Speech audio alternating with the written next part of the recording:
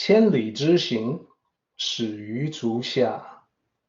A journey of 1,000 miles begins beneath the feet. We now gather in the Tao to travel the journey together. Welcome to Tao Talks with Derek Lin, where we take a deep dive into the Tao Te Ching by Lao Tzu. I would like to invite you to center your thoughts and direct your attention to this moment in time, to the here and now. To be fully present and mindfully aware as we all ready ourselves for this sacred process of the Tao. Tao Te Ching, chapter 68. This, as we talked about last time, is the non-contention chapter. It turns out there's a whole lot of interesting wisdom that is encompassed in this concept of non-contention. It's connected, it is interrelated with the other concepts from the Tao. And it's a lot of fun for us to explore those connections together. At the very end of this chapter, we'll get to the ultimate concept, the ultimate principle of the ancients.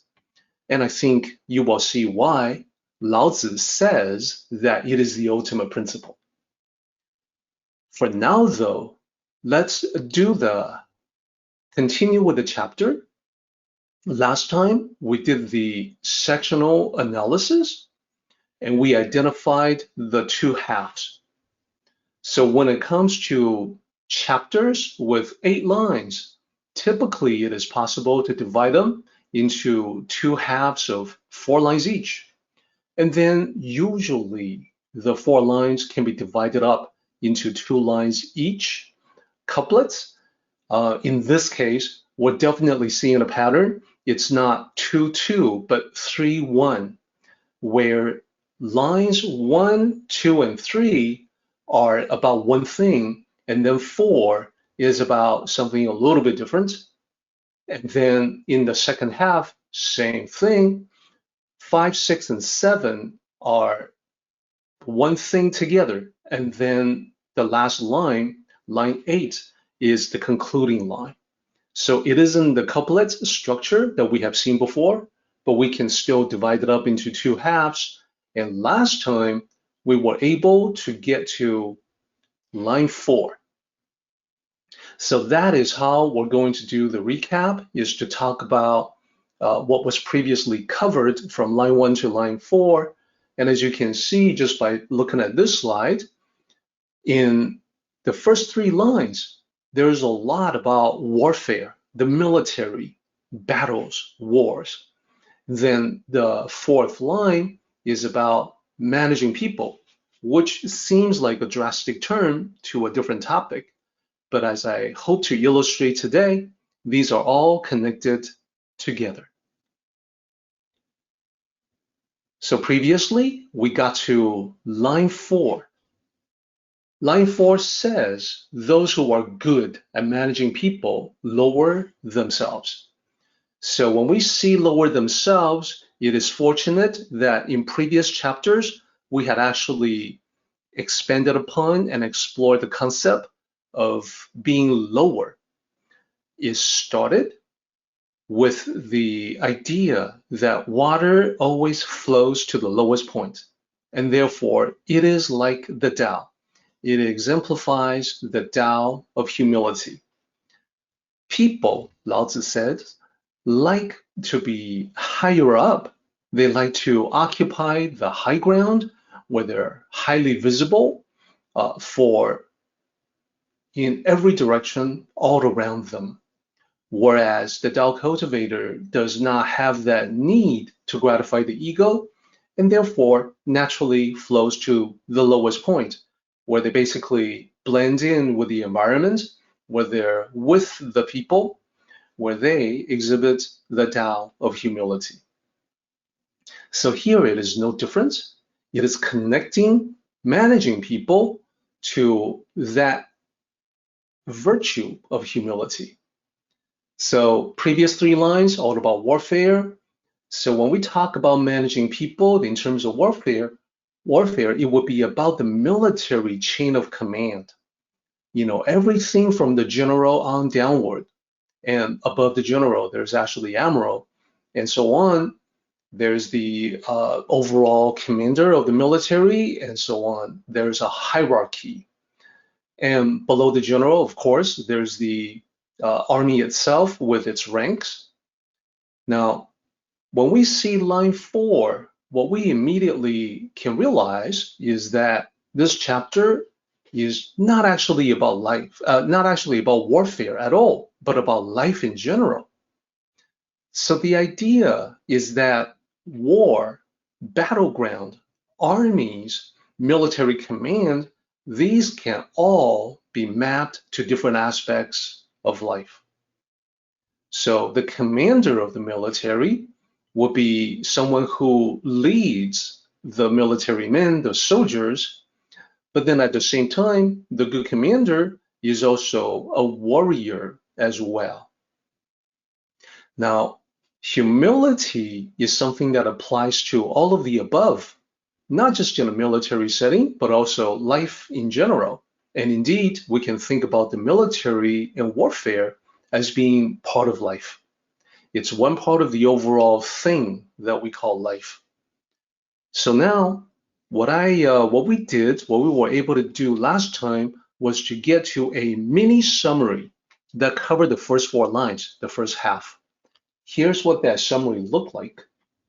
So as you can see, in the leftmost column, I've got the key characters from the first 4 lines. And if you look at the English, the second column there, you can tell the first 3 are connected together.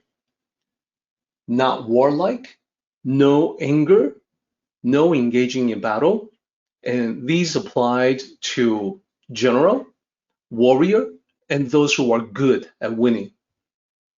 So in war, in a war context, the meaning is quite clear.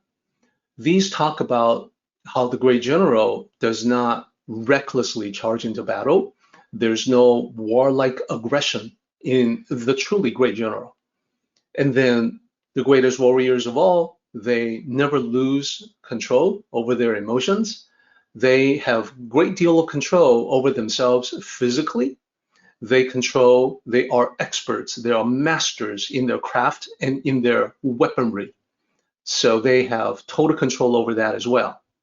To complete the picture, they have total control over their own minds, their mental states. They never lose control. They're always able to assess a situation without having that judgment be clouded by anger or rage. Then lastly, those who are good at winning, whether they are the commander, the general, or the warrior, the truly good ones are the ones that don't need to engage in battle. So the ideal in the Tao is victory without violence. All of these, as I mentioned, map to life. So in life, you can think of yourself as the general commanding your forces. You are the one who must strategize so that you can win the battles of life. The realization is that if you are really good at doing that, if you follow the Tao, then you can solve problems, which is to win military engagements without fighting, without being in contention with other people, with the people around you, with the people in your family, at the workplace, in your social circle, at church, in your neighborhood, etc. And secondly, we can now see that the great warrior maps to life as well. That if you are skilled in fighting the battles of life, then you too would have to master your emotions. Indeed, what you see here is very true. Mastery of emotions leads to mastery of life. To lose your head is to lose control of your emotions That in turn causes you to lose control of the situation. Doing that too often, you lose control of your life. Then, the line about those who are good at winning do not engage in battle, that can be easily mapped to life as well. When you possess true confidence, you discard, you let go of the need to constantly prove yourself to other people. You have authentic power. There's no need, you don't bother having to prove that to anyone. It's sufficient that you know. Therefore, not having to prove it, you don't pick fights with other people, and you don't need to respond to provocation when other people try to get you to fight. The better you get at this, the battles of life, the more you figure out how you can win all your battles without fighting any one of them. So those all go together. And then the last one is all about lowering yourself, which is the Tao of humility. So in battle, in a military context, we talk about how the commanding officers basically is one with the soldiers, is someone who works alongside all the soldiers in the trenches, someone who does not remain aloof, at the higher level of the hierarchy, isolated from the lower level grunts, the foot soldiers. Now, when we apply that to life, we can see that it is all about interacting with other people in a spirit of humility, so you can then skillfully manage, utilize the people to best effect. Now, when I say the word utilize, we have to be aware that using people has a definite negative context. When we talk about it in English, it's like exploiting people. We're talking about taking advantage of people. Here in the original ancient Chinese, using people essentially just basically means that you are allocating the right people to the right jobs based on what they are able to contribute, their talents, their skills, their experience. And when everybody is a good fit to the job that they have to do, the team comes together beautifully. So this is the quick summary or the recap of what we talked about before. Let's go ahead and move forward into the second half of chapter 68. Line 5 says, it is called the virtue of non-contention. So this is a reference to the previous 4 lines. First, let's break down the characters and see what they actually say. The first character simply maps to is. It is implied and not specifically written out as a character in Chinese. Then the second character, called, it is named, it is said to be. Then the third character is the negation character, no or not, and sometimes none. Then we have the character, the fourth character, which is contend or contention. Then we have the character that is the apostrophe S in English. And then we have the character for virtue as the last character. So when you string it all together, it is called not contends virtue, non-contention's virtue. And that, of course, sounds a little bit odd in English, so we rearrange it in accordance with syntactical rules of English, and then it's translated as it is called the virtue of non-contention. Here, we have to be careful to talk about exactly what non-contention means. Non-contention does not mean turning the other cheek. It does not mean being a punching bag. It does not mean that you let other people walk all over you like a rug. It is not pacifistic in that sense. It still does mean that you must be a person of peace. But then the person of peace can protect himself or herself. You can and should protect yourself and your loved ones at all times. And the other thing that you must do as a person of peace is to actively bring the peace, promote harmony, mediate disputes. It means actively working with others to create harmony. It's not just sitting back and not get involved in conflicts. That's only part of it. That's the passive side of the yin and yang symbol. In the Tao, you always must keep the duality in mind, the complementary duality, which means that the peace is going to manifest in you, spreading outward to help bring about peace in your surroundings. So we talked about not picking fights. The reason why a person of peace, a Tao cultivator, does not pick fights is not because that person is suppressing anger. It is not so much about exercising discipline. It is something that flows naturally from the peace within. That is, the Tao cultivator, it is simply not in his or her nature to be contentious. So then the other part of it, as mentioned here, is that you must bring the peace. That means being the peacemaker.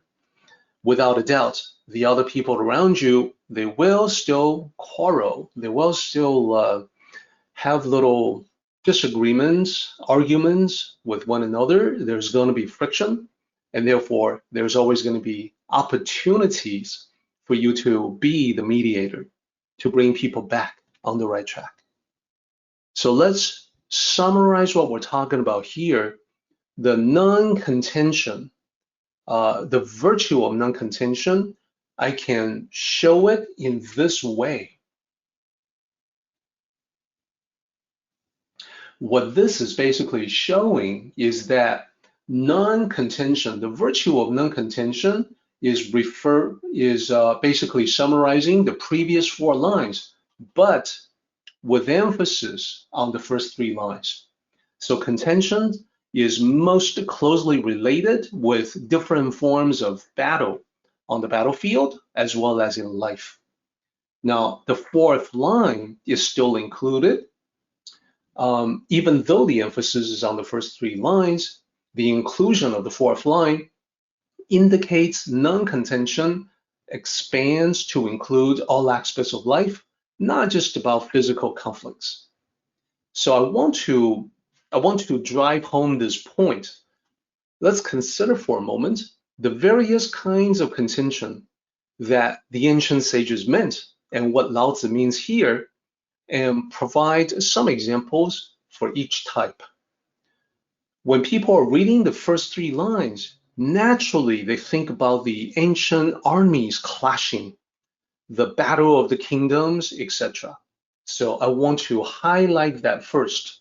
The first thought that comes to mind is at the kingdom national level, the warfare level, and I'm using the terracotta soldiers as representing these ancient conflicts.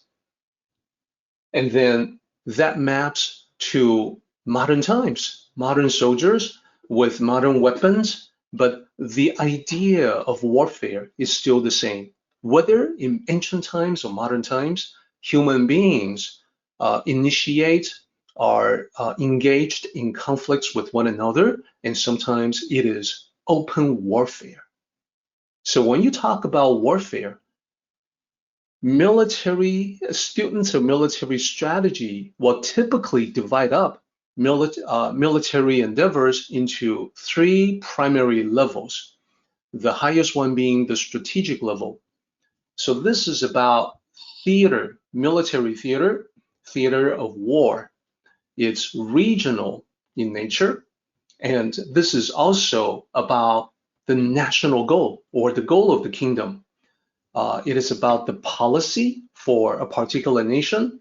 It's the formal declaration of war, which in the United States requires an act of Congress. So examples of military operational theaters In World War II, for the United States, it was the Pacific Ocean Theater and also the Western European Theater. The United States was fighting World War II on both fronts. And in each theater, multiple military campaigns are planned and executed in each theater, and therefore you can think of the strategic level as encompassing the operational level, which is the next one. When you have military operations, that is when you speak of military campaigns. Military campaigns extend over time, and that means it can be months or years, multiple battles or engagements. So one operation, one campaign can encompass many units of the next level down, which is the tactical level. And there's overall large-scale objectives, securing a region like an area that covers multiple cities. And in modern times, it may be something that calls for the coordination of different branches of the military service, the Air Force, Navy, Army, the infantry, boots on the ground, exerting control, etc. And finally, when we talk about warfare, there's the tactical level, small-scale military actions with a defined objective. So it may be the destruction of infrastructure. It may be the destruction of a bridge, roads, a building, enemy headquarters, maybe the invasion or defense of a city or a strategic location. So at the surface level of understanding, this is what people assume Lao Tzu is talking about warfare in this context. As we have mentioned, in reality, Lao Tzu wished to convey a scope that is much broader, but also much more personal, the conflicts that apply to you and me in our daily lives. So when the Tao Te Ching is mistaken as being only advice to the king or the ruler or the emperor, then naturally they will look at the first three lines and say that, well, this is all about advising the king on warfare with other kingdoms. Now, I think the wiser Tao cultivator will look at the same thing and say, no, it actually applies to me. It applies to all of us. So that's the important thing. Let's take a look at the personal level that these lines pertain to. What is contention at the personal level? Well, in Tao teachings, contention can take many different forms. It is important for us to understand what they all are. This is actually what Lao Tzu was getting at. Something that's universal, principles that applied to all, starting with physical altercation. This is basically physical assault we're talking about. It can be armed or unarmed. If it's armed, it can be the weapons that are used. It can be the mass shootings that we have seen recently. It can also be other weapons, less deadly, but nonetheless lethal, like knives. It could be a club, baseball bats, etc. Armed physical altercation. Unarmed would be what we're familiar with as, fist fights, wrestling, maybe just a slap in the face. Even that is physical assault. So contention can take the form of physical fights, physical fisticuff. Then it may not get to that. It may be like a shouting match. That will be the next level, the verbal conflict. So verbal conflict can be screaming back and forth between people. It can be an argument, where people get red in the face, the volume goes up, right? We have all seen that. And it can be at the more civilized level, it may take the form of a debate. But here, Tao sages will note that the line between debates and arguments can be rather blurry. And this is why sages prefer not to debate at all. Tao sages, Tao masters would even go so far as to say the debate is going to devolve into an argument. it is best to not get into it in the first place. It is a waste of time. And in my life, I have found their wisdom to be very true. When I was much younger, I was definitely into debating others. Later on, I realized exactly as Lao Tzu would say, it was a waste of time. Now, let's explore levels that are even lower than a verbal conflict. Sometimes people just have disagreements.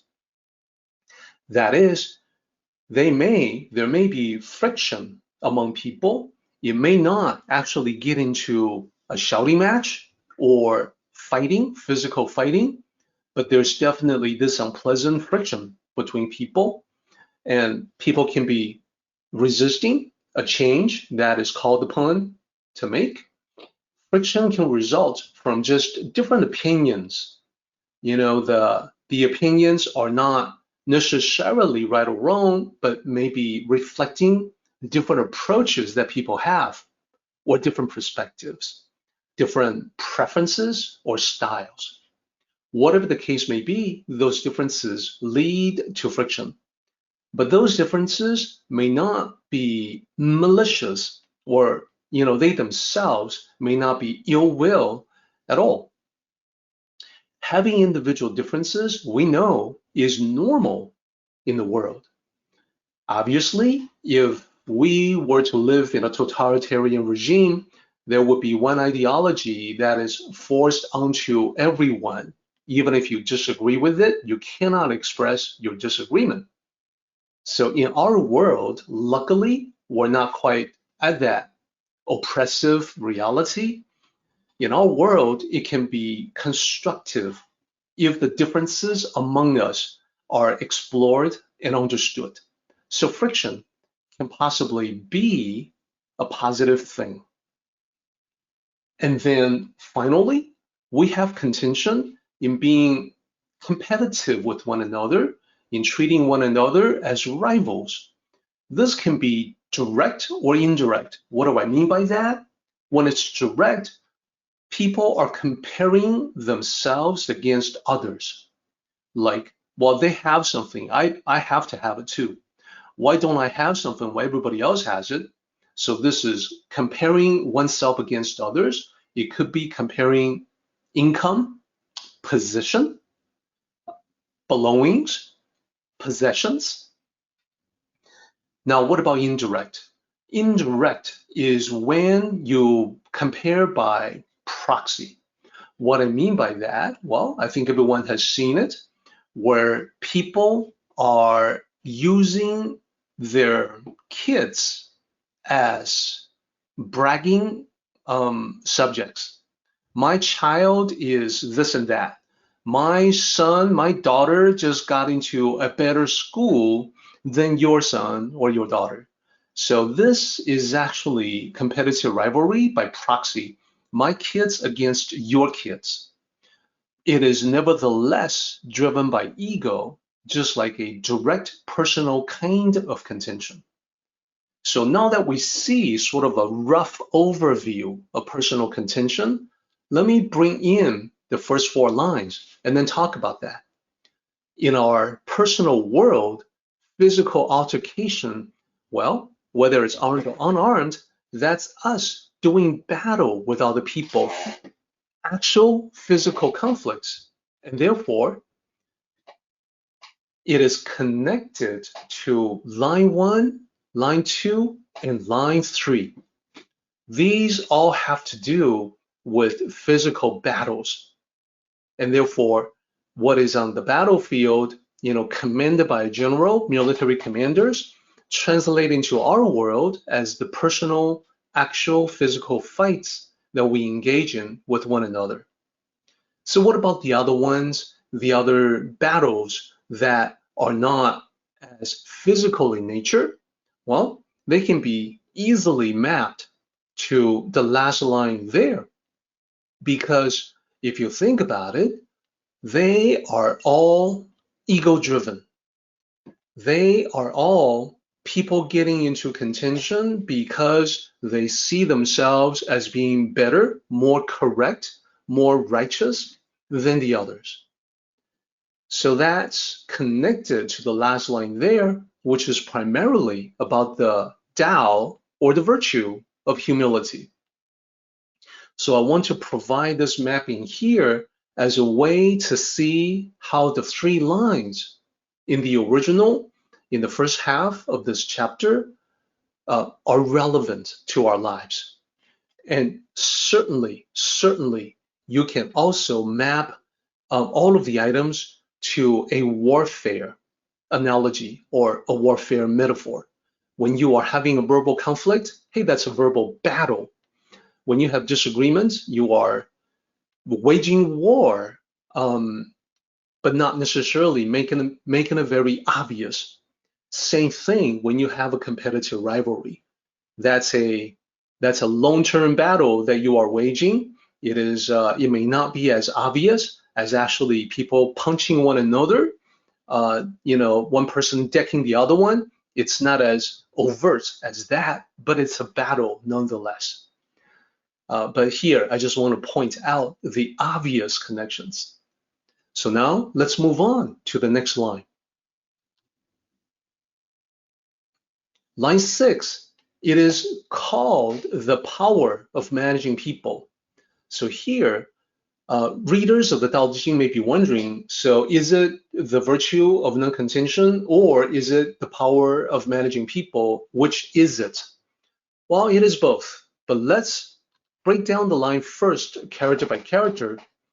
The first 2 characters are exactly the same as they are in line 5, the previous line. This is called, it is called. This is known as, it is named as. And then the third character there is using. And it's better if we use managing, which is closer to the original context, but using. And then the fourth character, 人, that's the character for people. Then we have the apostrophe s again. And then the last character is power or strength. So the raw translation, it is called using people's power. Okay, well, that doesn't really convey the original. The feel of the original is about managing people appropriately, putting the right people on the right job with the right set of skills. Using people here is not exploitation. Then we want to further extend that to talk about how in the Tao cultivator, if in a leading position, would be building and leading the team with the virtue of non-contention. So that makes the whole thing kind of fit together. And it makes the whole thing start to kind of make sense. A team that works together in harmony can accomplish anything. That's extremely powerful. That's the power that comes from people being properly managed. So let's take a look at the diagram to see how it works. Rather, this is still in reference to the first 4 lines, and rather than to have the first 3 lines as the emphasis, the last line is being emphasized there. Line 4, those who are good at managing people lower themselves. This is the primary thing when it comes to the power of managing people. But as we just pointed out, different kinds of conflicts that exist in our world can manifest in ways that are not physical, not actual fights, using one's fist. And therefore, the power of managing people includes the first 3 lines as well. So overall, managing people is about harmonizing the team and resolving conflicts within the group. And the key to doing that is to lower oneself. When you are humble as a leader, you set an example of humility, and that lets you tap into the power of the team. So specifically, let me talk about this idea of lowering yourself. When Tao masters explain this, they will point out that positionally, you can be below, at the same level, and above other people. So when you put yourself higher than the others, you are basically setting up this hierarchy where they are more like servants. When you put yourself at the same level as everyone, they are more like your friends, allies, and comrades. Finally, when you lower yourself with respect to others, it means you can better yourself by learning from everyone. That is, they become like your teachers and mentors. They are your guides, your advisors, your consultants. And naturally, that puts you in a powerful position to be able to know what to do. So I want to zoom in on that. I want to get into it to look at what it means to lead with humility. This is an idea that applies equally well to the workplace, at home, in a social setting with your friends. And we're going to start, as you can see here, we're going to have, I have 3 points that I especially want to make. Leading with humility means, first, value openness and being receptive. And that's basically highlighting the fact that leaders who place themselves higher, they dismiss opinions, they don't think it's worthwhile, they are dismissive because they feel that their own opinions are the best of all.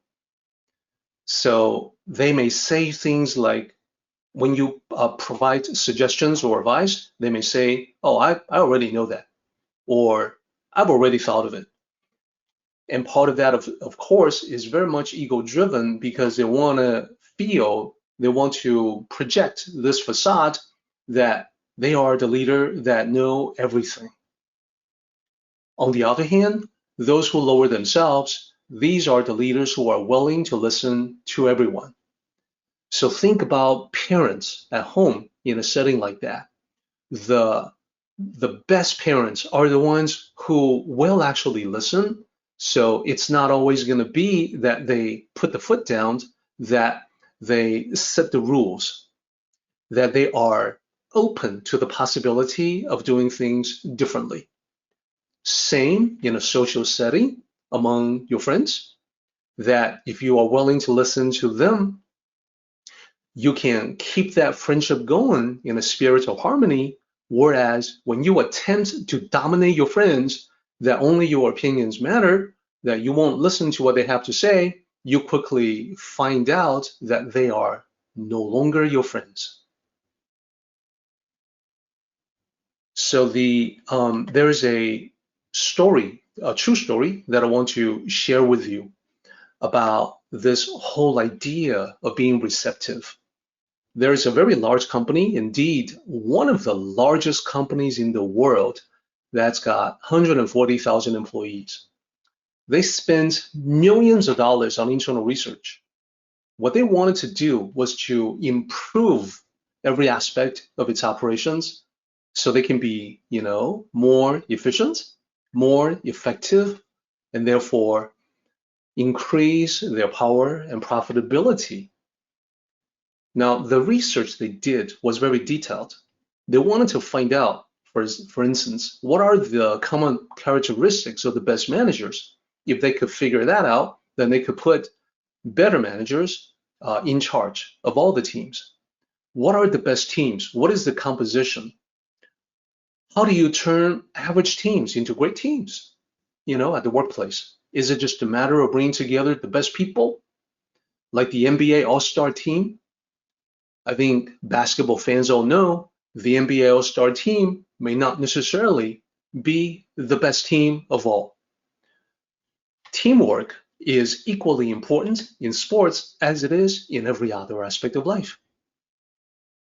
So the research that I'm talking about, it began back in 2012. It took several years. There were hundreds of interviews with employees. Overall, they looked at 180 teams. They gathered massive amounts of data. And they found that there was no correlation between great teams, the best teams, with specific personality types. or skills or backgrounds. The who part of the equation was not the most important. What was? Well, it turns out from their analysis of the data, the best teams were the ones where people listened to one another, starting with the manager being open, receptive, and ready to listen. In other words, being humble. One particular manager came across the results of this study and wanted to put this into practice. He led by example. He took this team on an offsite meeting where he opened up to them about himself. His team, the people in his team, they were initially silent, but after a while, everybody started to share their own thoughts, and it became a much closer, tight-knit group that worked far better than it did before. So this is how you know that they didn't actually need to spend millions of dollars on this research. If they understood the implications of this particular chapter by Lao Tzu, they can simply follow the Tao teachings to achieve the same effect. Other companies don't have to spend millions of dollars either. What Lao Tzu talks about, these are universal principles that can apply in any setting. Now let me talk about the second one. In addition to valuing open communication, to lead with humility also means that you value everyone's contribution. So this is not about communication anymore. This is about what people do, how people contribute to the overall effort, whatever that setting may be. Those who place themselves higher value only themselves. And you can see that when they try to do everything themselves. They feel like only they know how to best do everything, and they end up with poor results and exhaustion. On the other hand, those who lower themselves, they respect the role everyone plays, whether it's work at the office, in a family or group. Everyone has a different role. Everybody is important in unique ways. It's like a machine that when it's operating well, everything inside the machine, all the different parts are working together. Nothing is missing. All the gears are turning as they should. And that means everybody in the group is doing their part. So the true story number 2 that I want to share with you is about a very wealthy man who took his family on a vacation in Paris. They stayed at a nice hotel where they occupied a large suite. So they ordered breakfast in bed. It was a vacation after all. The man's daughter ate half a croissant, leaving the other half for later. Then they left the hotel to explore Paris. When they came back after their exploration, everything had been cleaned up. The leftover half croissant was gone. The daughter was disappointed because she had worked up quite an appetite from exploring the city. She was looking forward to eating the other half. She assumed that cleaning staff got rid of it. Then the family noticed that the light in the hotel phone was blinking. That indicated there was a message from the front desk. So they called the front desk and they found that the housekeeping staff had removed the half croissant from the room, so the daughter was right. But then the cleaning staff reported the fact with the thought that upon return from exploring the city, the family might want fresh pastry. So the front desk contacted the kitchen and they set aside a croissant for that purpose. Then room service was informed as well. Upon request, they would deliver that to the suite. This impressed the wealthy man more perhaps than usual, because you see, he wasn't just any wealthy man. He was the owner of luxury resorts himself elsewhere in the world. He knew all about the hospitality business. He knew all about the coordination of different teams within a resort or hotel. He understood the level of teamwork and communication that he just saw between different departments in the hotel was rare because all participants knew what the end result had to be, customer satisfaction. Everybody did their thing, accepted their role, and this experience inspired the wealthy man. When he returned from vacation, he shared his story with his staff, and it began to revitalize the service culture in his own business. So there would be a similar level of teamwork in every single one of his properties. So that is leading with humility, understanding, valuing everyone's contribution. The last one to talk about is value the togetherness of the group or the family. There's power in being together. It's not just about individual contribution. It's not just about communication. There's synergistic effects that occur when people come together. So think about how those who place themselves higher, they are isolated. They keep themselves separate from the group. Whereas people who lower themselves, they work with everyone, they harmonize with everyone. That's what it means to lead with humility. And for this one, I want to share with you that back in the year 2000, there was an animation company in California that needed to move to a larger facility. The original plan called for 3 buildings, and the staff will be separated by function. One building will be for computer scientists. Another building will be for animators because it's an animation firm. And then the third company would be administration for the executives. So the head of the company saw this plan and immediately scrapped it. Rather than 3 buildings, he mandated there would be just one building, a single vast space with a huge atrium in the center. And he had very specific reasons for doing that. The philosophy behind this design was that it's a good idea to put the most important function of the company in the heart of the building. The most important function for that company was not the computer science, it was not the animation, it was the interaction of the employees. So the atrium was put in the center as a way to encourage people to walk around it. It's an open area for people to run into each other from different parts of the company. They needed to also figure out a way to make people go there. So then what they did was that they intentionally shifted the mailboxes to the atrium. So when you needed to check your mailbox, you had to go there. Then the meeting rooms got moved to the atrium. The cafeteria got moved there. The coffee bar, the gift shop, they were all there. People had plenty of reasons to go to the central nexus of the company.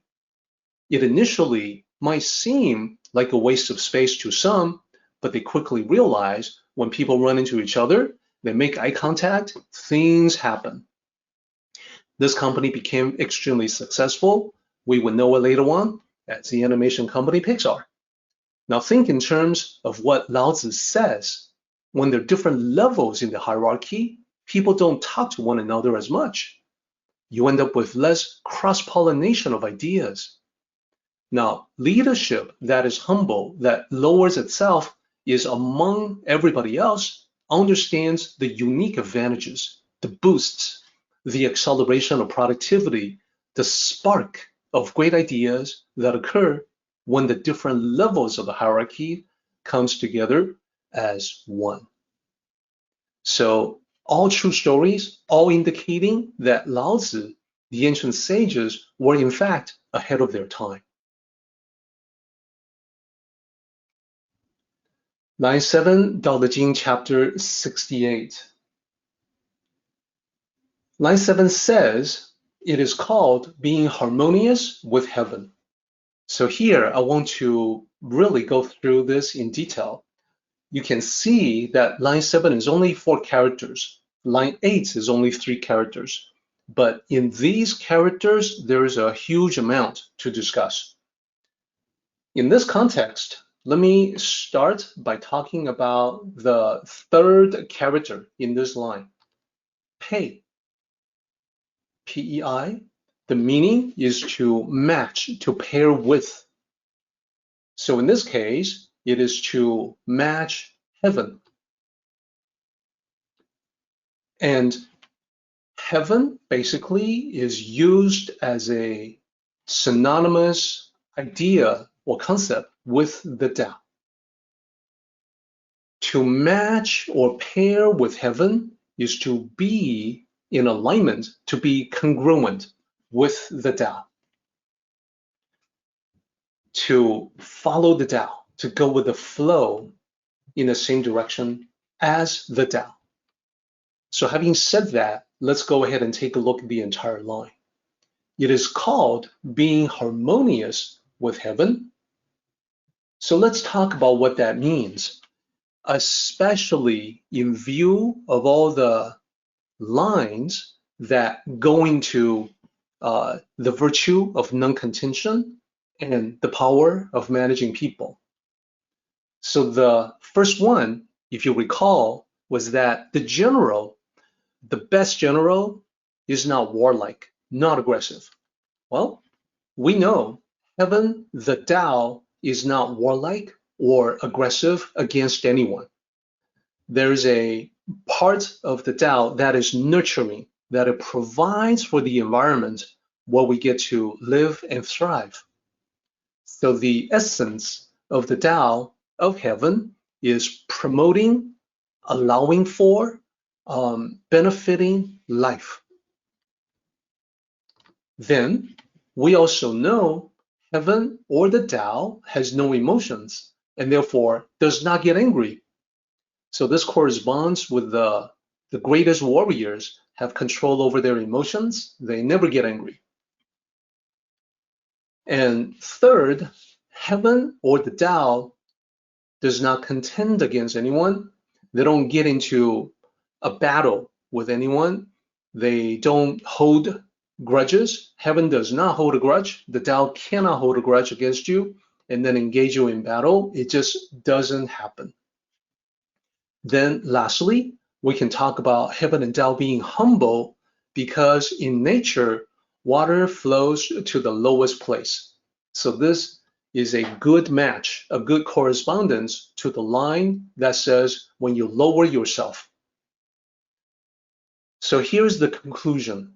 To emulate the Tao is to align yourself with all of the above. I think everyone can see that. So let's take a look at it in the same way that we did before. The first four lines, those lines is what line 7 is referring to. It is called being harmonious with heaven. It is already called the virtue of non-contention and the power of managing people. Those are all true. And now we see that the four together, to be harmonious with heaven, it includes all four lines with equal emphasis. Therefore, in order to harmonize with heaven, what it says is that you must not resort to aggression, anger, or get into conflict. You must be humble when you interact with people. Now, here I want to point out that you can see the connection between non-contention and heaven. So and then we talked about how the Tao and heaven are synonymous with one another. Let's stick to this idea for just a moment. The connection between non-contention and heaven is an important teaching that's been passing down generation after generation since antiquity. I want to provide everyone with a bit of ancient Chinese poetry to talk about sayings that's been passed down through the generations that correspond to this whole idea, linking together humility, harmony, and heaven.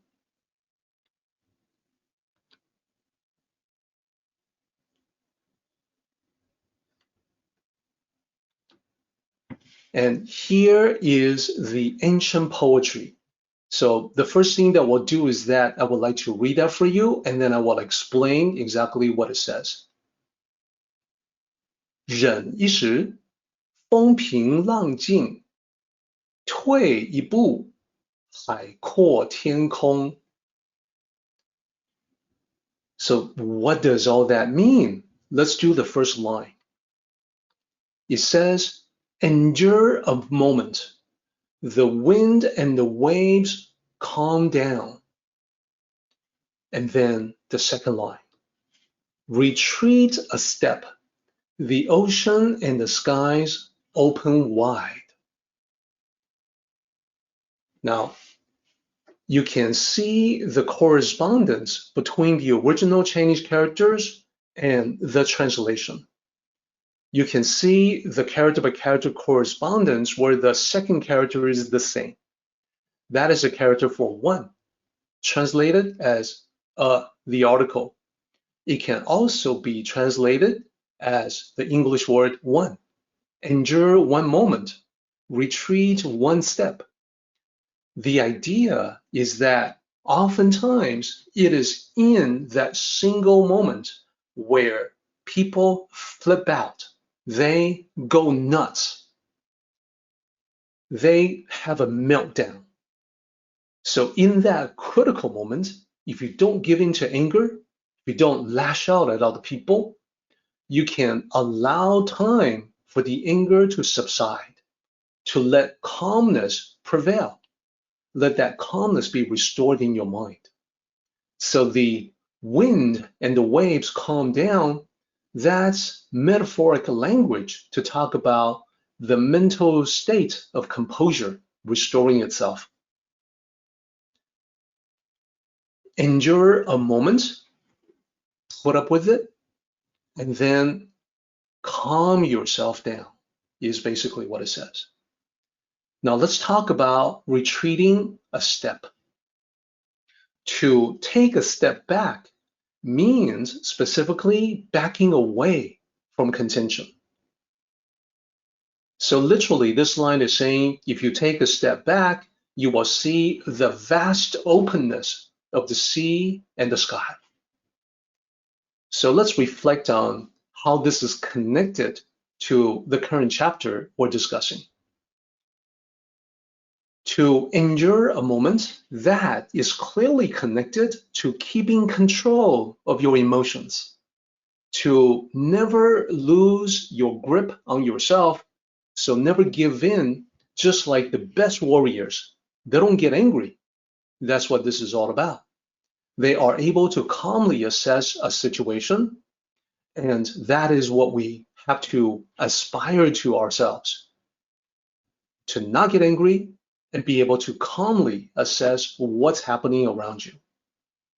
And then the second one, backing away from contention, that is corresponding to this idea of not engaging in battles, not getting into fights.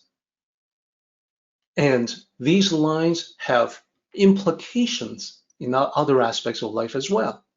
So for instance, when we say take a step back, retreat a step, the ocean and the skies open wide. That can apply to a tough problem you're trying to solve. You may be stuck trying to solve it, but if you take a step back mentally, new solutions will present themselves like the ocean and the skies open wide. That problem can be a problem in human contention as well. When there is an explosive situation, it looks like people are about to come to blows, that it's explosive, that potentially people can start fighting any second, that if you take a step back, suddenly it opens up to permit the possibility for peace. So that's the other possibility. When you yield, you may find yourself in a situation that becomes very tense. But when you yield, take a step back, the other person may make things much easier. If you are the first person to say, "Oh, I'm sorry, I didn't mean that," the other person may quickly follow up with, no, that was actually my fault. So the peace within you, in either case, will be reflected in the peaceful openness of heaven. So with a little forbearance, you will find calm and peace. You will find more space around you when you take a step back. This is the linkage between your mind, your mental state, heaven, and the Tao. You can see it all in 2 lines of ancient poetry. Now, there's also a story from the Tao tradition that I want to share with you to further illustrate this concept, that in moments of anger, you can always take a step back. Then you will see and understand, because the skies open wide, what it is that you have to do. You can then transform that anger into motivation. It is a story called Grandpa's Greatest Secret. Let me share that with you. Once upon a time, in ancient China, there lived a man with a bad temper. Now, he was very diligent, but people all knew he had a tendency to lash out with other people. He had a tendency to get mad. They also knew he had a quirk that whenever he got angry, he would go home and he would run around his house. Thanks to him being very diligent, he was able to gradually accumulate wealth. And using his savings, he was able to build upon his house. He was able to buy more land surrounding his property. Over time, this expansion turned his modest beginning into a small ranch. He still got angry from time to time, and he would still do the same thing. He would go home and run around his property. But now the ranch was getting bigger and bigger, so it was taking longer and longer. There were people that were kind of curious about that. Hey, why are you doing that? Why are you running? But he would always decline to explain. So years passed, he became an old man. His ranch was the largest in the area. When he got mad, it would take him quite a while to run around, but he kept up the practice. So one day, he was sitting down by a tree with his grandson, and the boy was asking him, "Grandpa, why do you have to run around?" Now, talking with his grandson was a favorite for the old man. He smiled and said, "Well, believe it or not, it's Grandpa's greatest secret." And this seemed very exciting to the little boy. Secret? What's a secret, Grandpa? Grandpa said, "It's the best secret in the world. It's for achieving success in life." Now, of course, the little boy did not understand. The little boy said, "Grandpa, you're already successful. People say you are the most successful person around. Everybody wants a big, happy family, just like ours." So the old man said, "Yes, I have a lot of good things in life now, but this wasn't always the case. I didn't have all this as a young man. All I had was a bad temper, which was less than nothing, was bad for me, but I couldn't help it. I kept on being angry all the time until one day I was mad, arguing with someone, and I needed to walk it off. I needed to walk off all the anger. So the house was really small. Back then, I didn't own any of this land. So before I realized it, I had gone around the house 3 times. And then this was the beginning of success, because I realized, having walked around the 3 times, how small my house really was. I realized that I had not a whole lot in life. Then it was clear that anger was a luxury I could not afford. I didn't have time to indulge in being angry. As soon as I thought of this, my anger was gone. And then I felt only this eagerness to get working. So by now, the grandson, the little boy, was beginning to understand. The little boy said, "And you've been running around ever since?" His grandpa said, "Yes, I was lucky to discover this way to use my temper instead of having it use me. Every time I got mad, I would run around my property 3 times and then return to work with a lot of motivation and no anger at all. The exercise also did great things for my health and gave me a lot of energy. All of this together was the reason why I became successful." And the little boy said, "Grandpa, this was when you were young, right? So why do you still have to do it? Why are you still running around now? The ranch is so big now, there's no way it can feel small when you go around 3 times. So the secret, does it work?" So the old man said, "Yes, you're right. The ranch is very big. Nowadays, when I'm running around feeling how big it really is, instead of how small it used to be, I become very grateful about the goodness that I have in life. With all the blessings that I now enjoy, it is impossible for me to then get mad at anyone. As soon as I think of this, the anger is gone, and I feel only gratitude and appreciation." So you see, Grandpa's greatest secret still works, just in a different way. So this is the story about Grandpa's greatest secret. It's got something to do with anger, which we can tie in with our chapter today about how the greatest warriors don't get angry. Grandpa was a great warrior in life, and he figured out a way to resolve his anger so that he can get back to work without being angry. Let's talk about the Tao behind this story. So first of all, this story comes from the Tao of Success, one of my books that is still a personal favorite.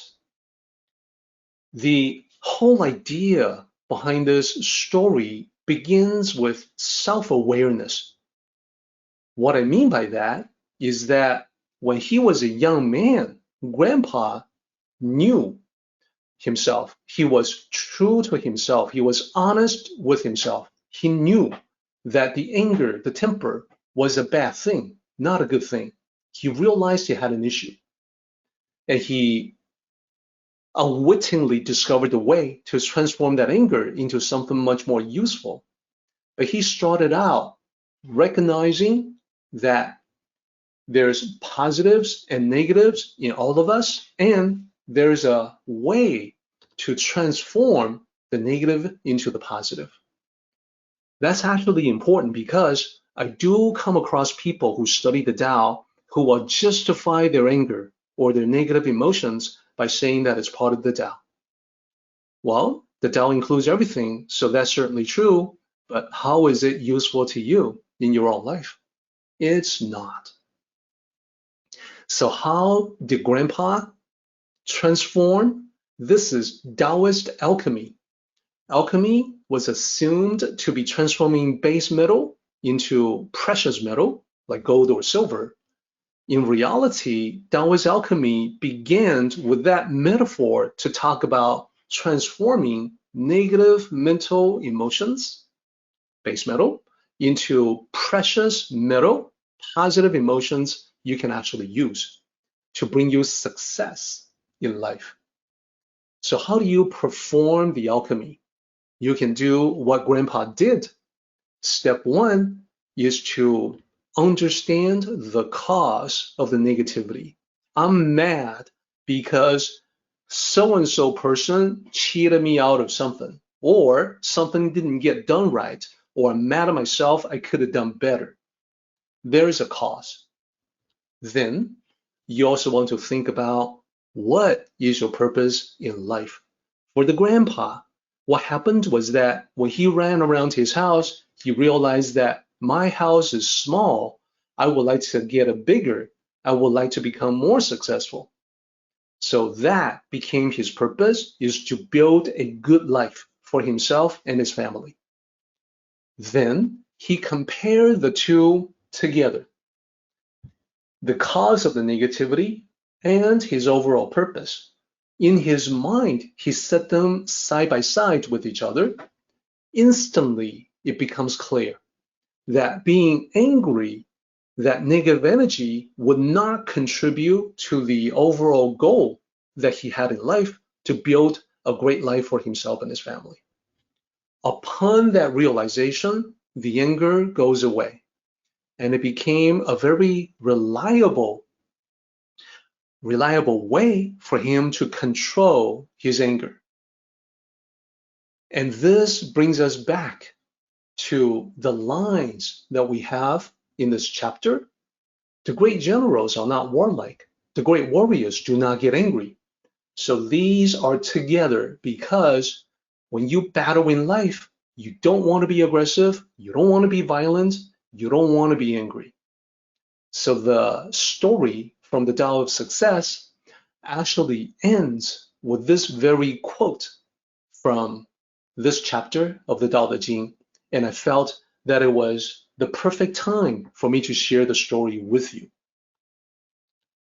Now, we're ready to tackle the last line of the Tao Te Ching, 古之极. Here's the pinyin for that.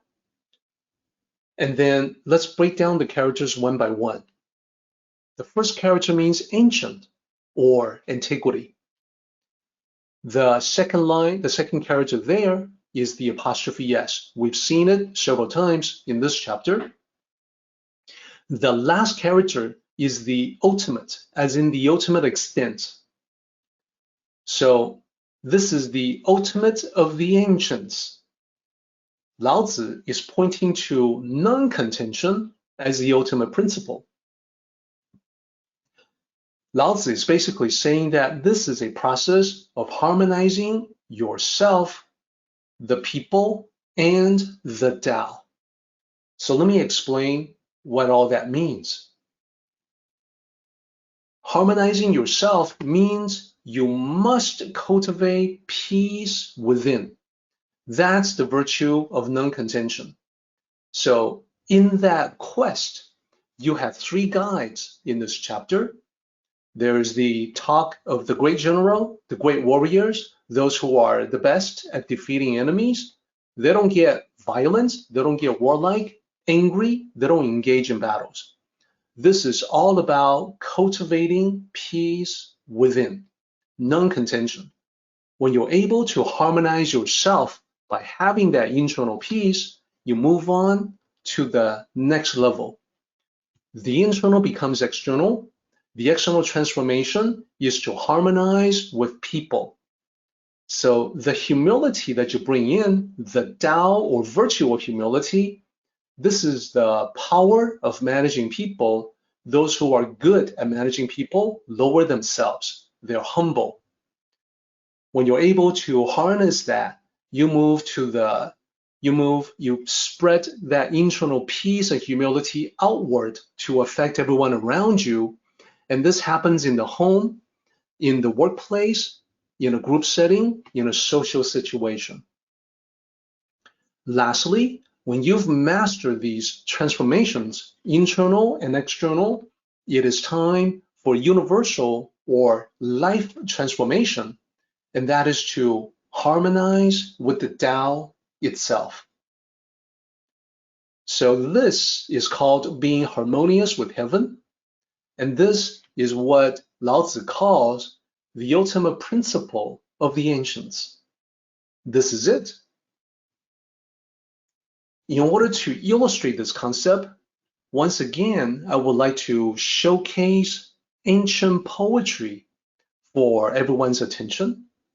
This poem that I'll show you is doing exactly what we see here in this slide, tying together humility, heaven, the Tao.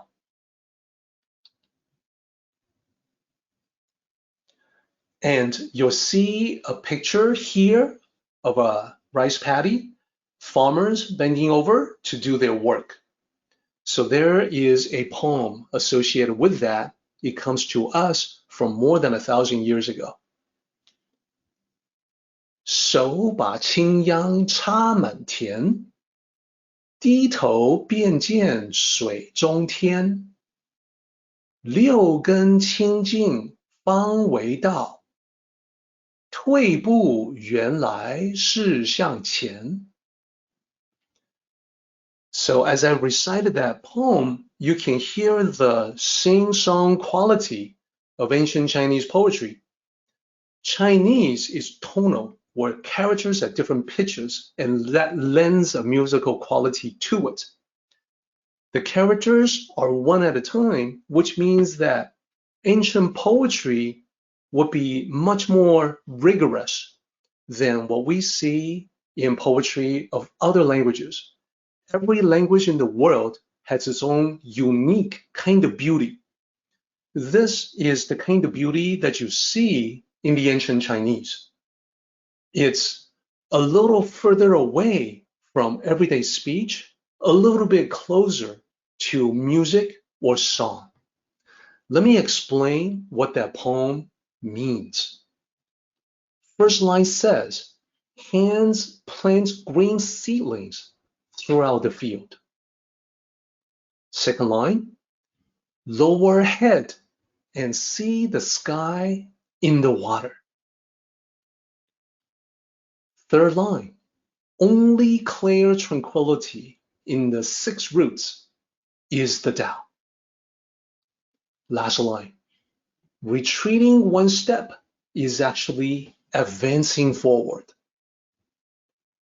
What is this talking about? Well, the picture illustrates the concept, and it is a genius level correspondence with different concepts that are all tied together in a beautiful package. Hands plant green seedlings throughout the field. That's the work of the farmers in the rice paddy. Their hands are planting the seedlings in that field. This is metaphoric to talk about how when you cultivate the Tao, you are planting the seeds of wisdom in the rich soil of your mind, where you hope the wisdom will take root and grow tall and strong. Then, next line, lower head and see the sky in the water.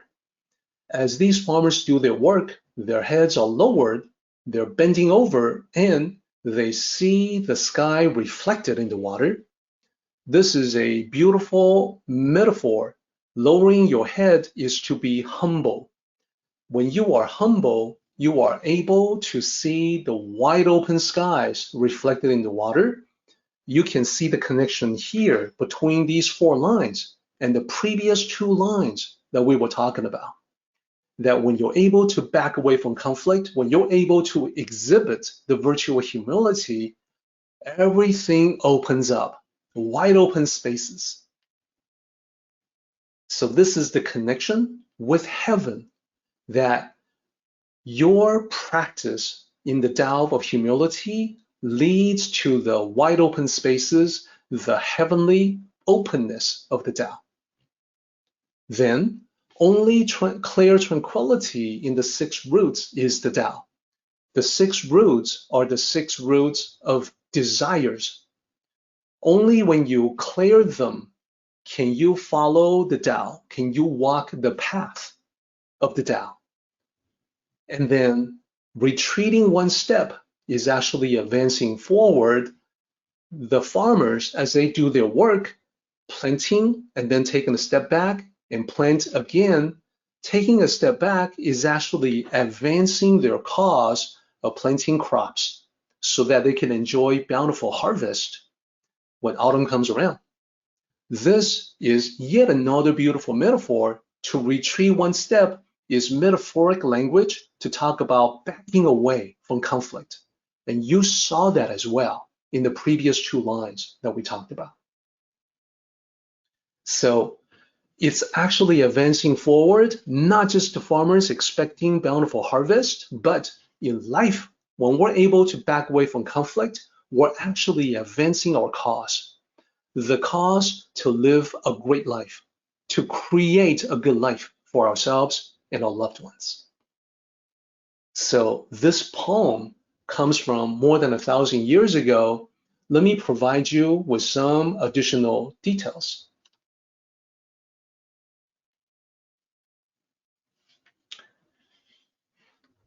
There are multiple versions of this poem. So in the third line in particular, there are versions that don't mention the 6 roots. And there are versions that use different characters for the 4th character in line 3. How do I know which one is the correct version? Well, one important clue is that this poem originated in the Tang Dynasty, and that's 1100, 1200 years ago. In the third line, you see reference to the 6 roots. That's actually, as I mentioned, the 6 roots of desires, and this is a Buddhist term. And clear tranquility, Qing, what is that? Well, it so happens that at that time, during the Tang Dynasty, there was a nameless master who wrote the Qing, which is the classic of clear tranquility, or the classic of clarity and tranquility. Qing is the concept that ties together Buddhist teachings and the Tao. So the 6 roots of this whole idea, the desires, this is what distracts from us. It's the sensory inputs, the stimuli that we get from the eyes, the nose, the tongue, the ears, the body, and also the mind, because thinking can be desires as well. It is only when you find a way to clear that up, to attain tranquility, that you can walk the path. In that one line, in the third line, we have unified Buddhist teachings and the Tao in only 7 characters. So who was the great mind that created this poem? Well, it's a historical person who lived during the Tang Dynasty. He died about 1100 years ago. He was known as the cloth bag monk. He was portly. He always had a big smile. He laughed heartily. He was happy. He was believed by many to be the reincarnation of the Maitreya Buddha. Eventually, his likeness will become known as the Maitreya Buddha in statues all over places where Chinese culture exists. So the monk who wrote these lines is actually what you see when you were to go to, for instance, a Chinese restaurant, a Chinese establishment of business, and you see what people will point to as the Buddha. Well, actually not the original Shakyamuni Buddha. What people say the laughing Buddha or the fat Buddha is actually the Maitreya Buddha, the cloth bag monk. Because he lived in the Tang Dynasty, that was a period of time when Buddhist teachings and concepts were prevalent and well known, and that's why I can easily guess that the version that uses those terms, the 6 desires, the 6 roots, the 6 senses, those will be the ones likely to be the original, accurate version. There is a complete discussion of the 6 desires in chapter 4 of the Tao of Tranquility, the cover of which you see now. The bottom line with this poem is that when you unify your own cultivation of the Tao, when you plant the seeds of wisdom with the reflection of the Tao and heaven in you, free of contention, free of all the things that distract from the path, with humility in your heart, harmonizing with nature, that is the true essence of the ultimate principle. That is why we say it is called being harmonious with heaven, the ultimate principle of the ancients. Now everything makes sense. They make kind of a beautiful sense together. So what I want to do is to tie everything together. This is the last thing that we'll talk about. For this chapter, it is important to illustrate the ultimate principle visually, starting with heaven. Now, as we have discussed, heaven is oftentimes used synonymously with the Tao. Indeed, there is a term for that, the Heavenly Tao, as you see there. And that's a straight translation from what you see there in the red text. And then how do we, human beings, associate or connect with heaven or the Tao? Let's put human beings down here. The association with the Tao is when we talk about cultivating the Tao. Show Tao, Tao cultivation connects us to the Tao. Now, of course, I know that the Tao is everywhere, so we already have the Tao. Still, most of us don't pay a whole lot of attention to it. Cultivating the Tao is still a necessity. So this diagram is meant to show the logical connections, the concepts. What about heaven? In this chapter, we talked about harmony with heaven, harmonizing with heaven, 配天, to match heaven, to emulate the Tao, in other words. And this is the connection for all of these concepts together. This concludes our discussion of chapter 68. Line by line, we now should do the paraphrase. This is a relatively short chapter, so we only have 2 parts in the paraphrase to go over. Let's go ahead and talk about that. The first half talks about the generals, the warriors, those who are good at defeating enemies, and then managing people. Here's the paraphrase. People may assume that great generals and warriors must be aggressive and have a bloodlust, but reality is quite the opposite. The greatest generals in history were men of peace, not men of war. The greatest warriors were motivated by compassion and commitment, not anger. They knew the best way to win any conflict, great or small, is to not fight at all. Tao sages extend this concept to life and observe that the best leaders always act from a humble heart, not arrogance. So I think we covered everything there, from the battlefield to everyday life. Then let's talk about the paraphrase for the second half. The second half gives the top half a bunch of names. The virtue of non-contention, the power of managing people, being harmonious with heaven, and finally, the ultimate principle of the ancients. Here's the paraphrase that I can offer for that. This is the virtue of non-contention, a principle not only for the battlefield, but also for the journey of life. A general commanding an army is not so different from a civilian leading a team. In either case, the leader's ability to embody peace, compassion, and humility will inspire everyone to work together toward a common goal. This generates a tremendous power that flows harmoniously with the Heavenly Tao, a power that the ancients regarded as the ultimate in existence. And of course, as I mentioned before, not just a team at the workplace, but also members of the family, your loved ones. This principle applies. Truly, it is the ultimate. Next, and the last thing we have to do for this chapter is the full circle discussion. In the very last line that we just saw, Lao Tzu talks about the ultimate principle of the ancients, to be harmonious and non-contentious. So that's at the very bottom of this slide. We link this back to the beginning, and we see the reference to great generals not being warlike. So the meaning is pretty clear.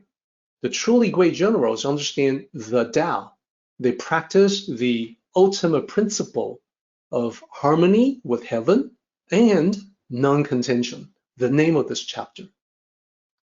That means we too can be victorious in life when we realize that the way to win is the path of peace.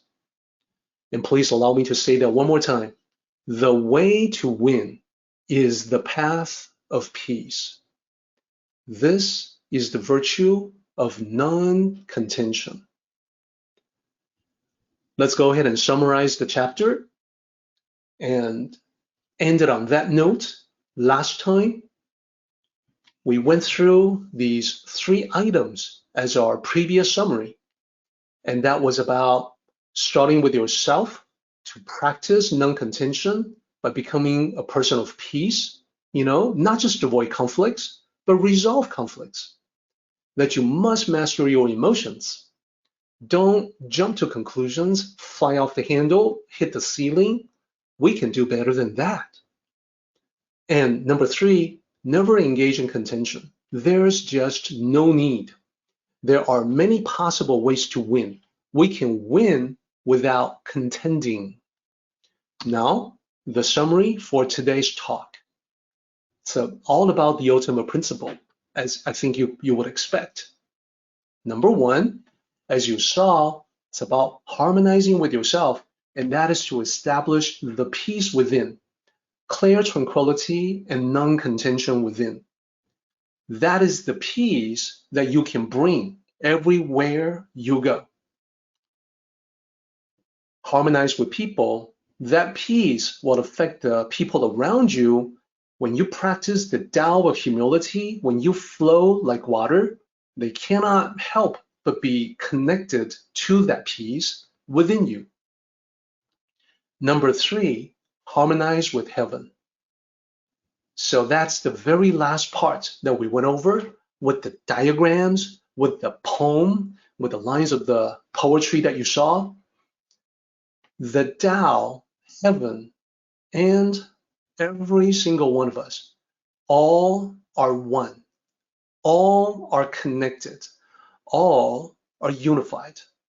That is the ultimate principle.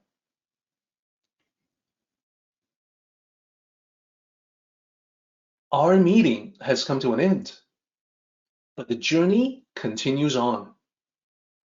Let us all travel safely so we can meet again. Until next time, may the Tao fill you with peace and happiness.